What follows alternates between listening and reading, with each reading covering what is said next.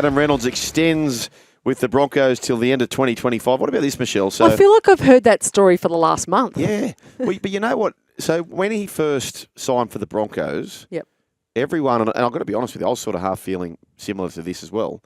Broken, busted. Yeah, like year. you know, maybe South Sydney had won by not paying that price tag, and now it's culminated in him steering them to a grand final and extending for another year. So what a career Adam Reynolds has had. He enters his third year in the Broncos with his 43 games to his name.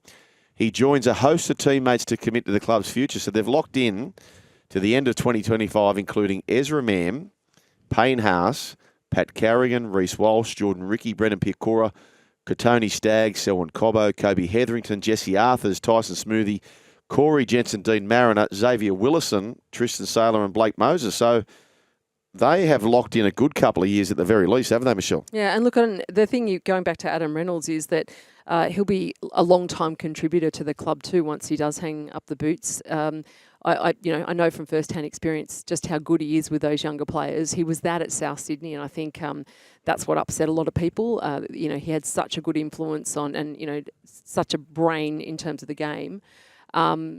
That was a very, very valuable experience to just walk out the door. But I don't know whether it were rumours, whether it was coming from South Sydney, the club itself. But he was broken. He was busted. He wasn't training, at all. Like he was missing 2 and 3 sessions a week.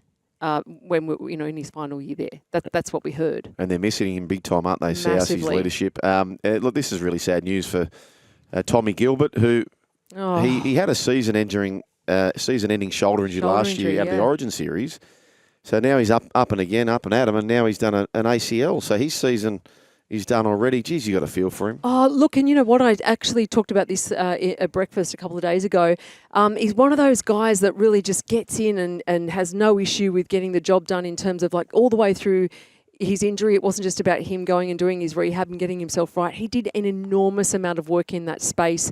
Visiting schools, the schoolboys that were up there, going to the carnival, being in and around.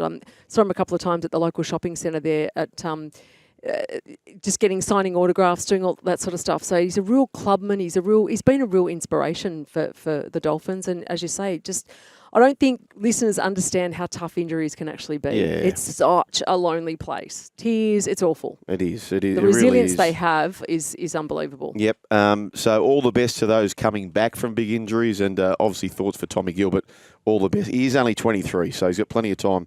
Tommy Gilbert there at the Dolphins. Now, Mike, sorry, just before I move on there, Michelle, do they get salary cap dispensation for that?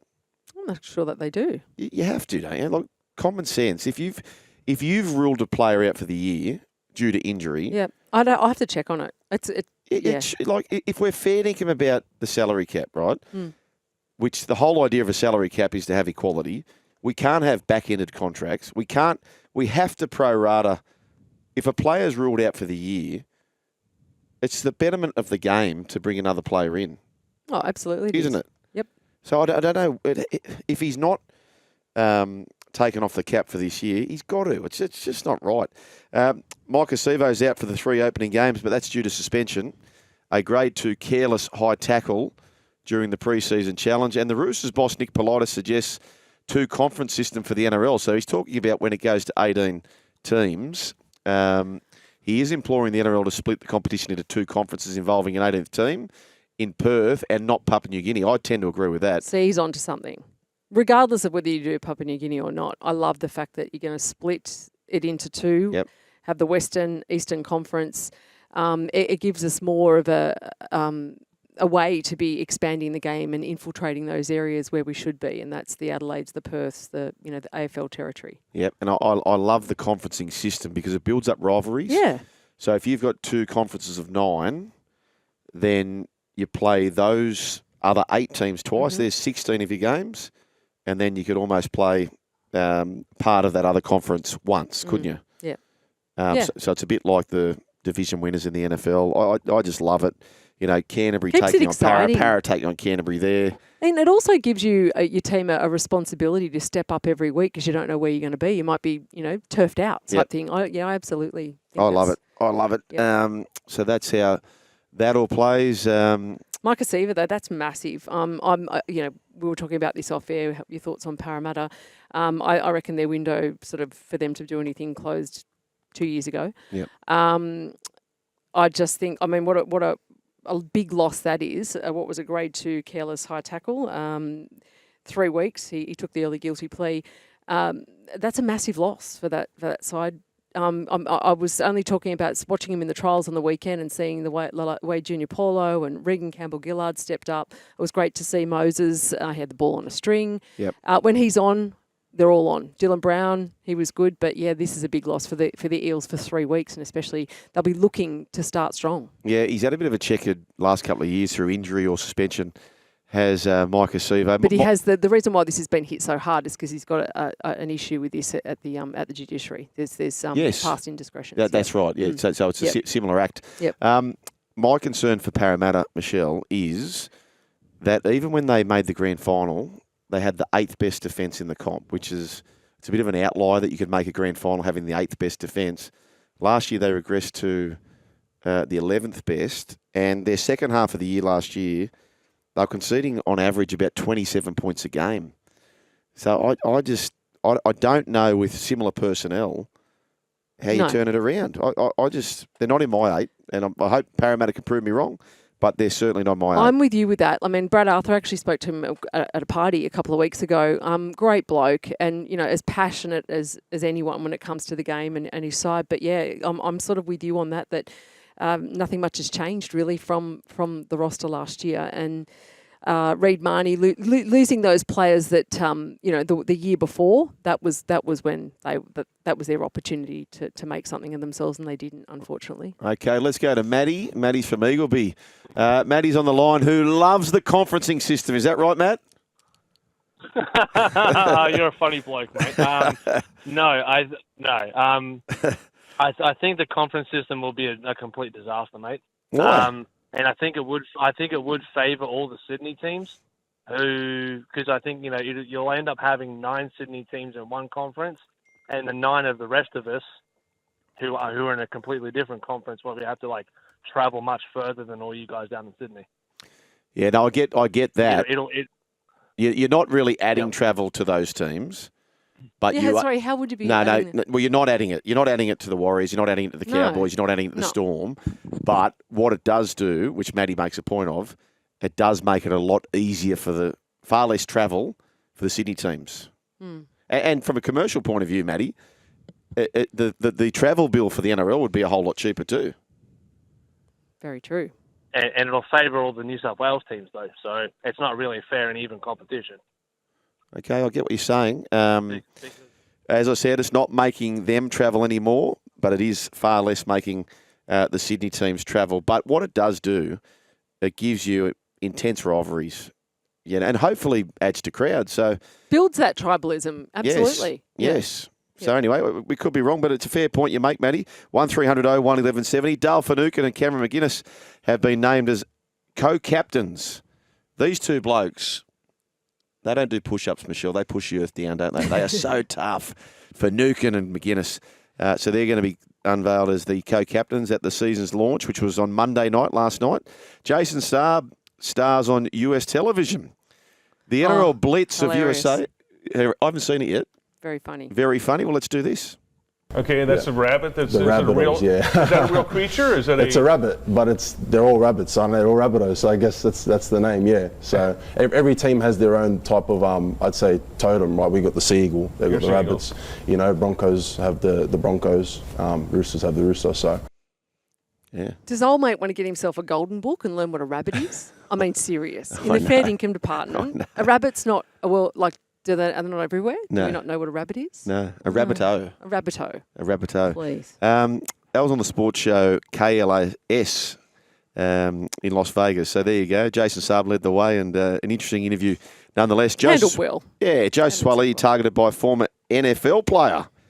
Here we go. Australian-born former American footballer player Colin Scott has predicted NFL scouts will be converging on Las Vegas with their eyes on Joseph Suaalii if America gets a sniff of Joseph, there's no doubt they'll put out a big contract for him. Wow. See, this was my point before. We haven't talked about this side of it. Everything's been talked up about how wonderful the game's going to be over there and what it's going to do for our little game here in Australia. And we might find opportunities where we get NFL players to come and switch and play here. What about if someone comes along and says, okay, Reece Walsh, Tom Trbojevic, come and play over in America? It's an absolute disaster. It'll go from this fantastic, thing that we're going to do over there, this big event, to, we're losing players. I will say this, Michelle. And I know I'm wrong in saying this because I must be wrong. Kelsey, having watched Travis Kelce, have you seen much of his game? No, not little bits and pieces, just what my kids play. Yeah, so he runs in the backfield and he's a tight end. And I'll be interested to see what the tourist thinks, actually. But I don't really see stuff he does that some of our players couldn't do. Yep. Like Well, that's my point. But I mean, in fairness, I'm going to sound like a total doofus because I'm not an expert. I try. I've actually got a little bit interested in the NFL, but only just sort of bits and pieces. So I could never be an expert and sort of say, oh, he can't play or he does this. But I'm getting what you're saying. Yeah, like James Tedesco chasing and stepping and running around for a ball. Joseph Suaalii doing the same. Tommy Trbojevic doing the same. And this guy, Travis Kelce, is regarded as probably the best of all time. Gronkowski also played that position. But as I said at the top, I'm certain I'm wrong. But tourists, I just look at Kelce and go, well, Teddy could do that. Turbo could do that. I think Kelce is a bigger, beefier guy. I will say that. I think he is a bit bigger. Blocking's a huge thing. You can't. A lot of players who have gone over to the NFL have been physical talents. Val Holmes, other players, people like that, not even in the NRL, and they can do the technical stuff. So blocking's, is that defensive sort of stuff? Well, you're blocking whether you're on offense or defense. Right. If you're on offense. So what about Joel, a $25,000 jersey flag player, blessed with defence? No. Joel Caine. No, I'm not blessed with defence. I'm blessed with solid defence. Solid defence, that's right. Even with Joel's solid defence, a 25-year-old Joel Caine. No, I'm sorry. It's the blocking is so hard. Anyone in our game then that you can sort of say, yeah, kind of, yeah, nah. Jared Hargreaves at his peak. Right. These big guys who can maybe come in as a blocking tight end. I think that it's so difficult Jordan Mailata is somebody who went over, played NRL when he was younger, but he wasn't an NRL player. He wasn't. No. He was an NFL player who hadn't discovered it yet. There are so few of these players, and you have to be so big. There's no quarterbacks, obviously, in the NRL or Australia here. I personally think that Suaalii will get battered. I think he'll have no hope. You know what? I'm probably totally alone on this one. Isolated somewhere here in Australia. Breaking news, Taylor Swift has left the country, and I am the happiest person in the universe. Oh, so over Taylor Swift. My wife and daughter went last night. One thing she did say, and I find this happens a lot, she said it was so good. It was so good, but it went so long. Well, if you wouldn't know. See, there you go. If it was so good, you wouldn't. You'd be stuck in just going, yeah, this is good times. She has like 45 songs or something. Yeah. Oh, no, look, absolute talent. She's a freak of nature. But I think, there was just too much Taylor Swift every second moment. You couldn't even have a sports program without talking about Taylor Swift because of the boyfriend. I'll try. Shake it off. I'll try and find a body. What I did there? I like what you did there. Blank space. I'll try and find a body that would be comparable to Travis Kelce. He's 196 centimetres. Yep. And he's 113 kilos. What's Nelson? No, that's Nelson would be bigger. I reckon. But Tommy Turbo is 194 centimetres. And he's about 10 kilos lighter. Couple of Big Macs would fix that, get him over there and start him blocking. We'll try and find out the prototype of Travis Kelce, which player is a similar build. Maybe Hamoli Olakawatu, I'm not quite sure. But anyway, it is the run home with Joel and the Bish. We better break.